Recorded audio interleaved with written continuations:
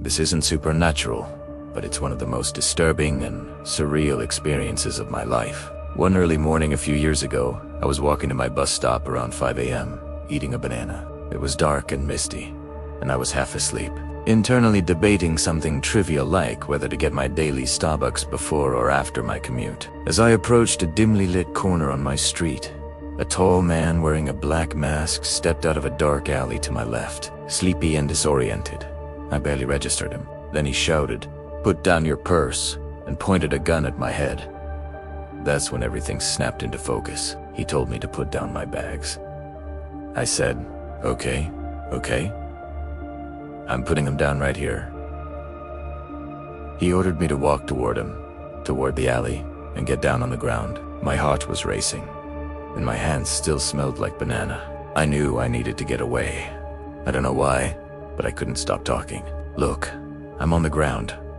My stuff is over there. Please, just take it."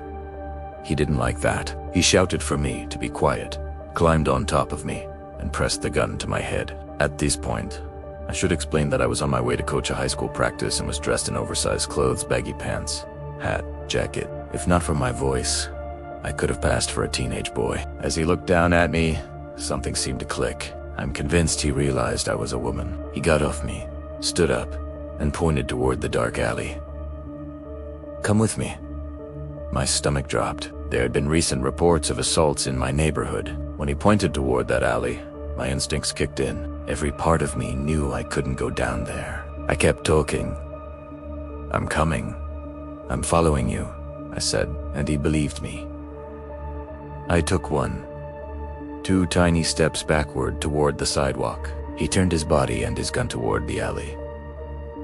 That was my moment. I took a breath, lowered my head, and started sprinting. I ran 6 or 7 blocks before finally stopping, then circled back to my apartment, hoping he hadn't followed me or seen where I lived. The police checked the alley an hour later, but the man was gone. The only evidence left behind was my banana peel slowly browning in the alley.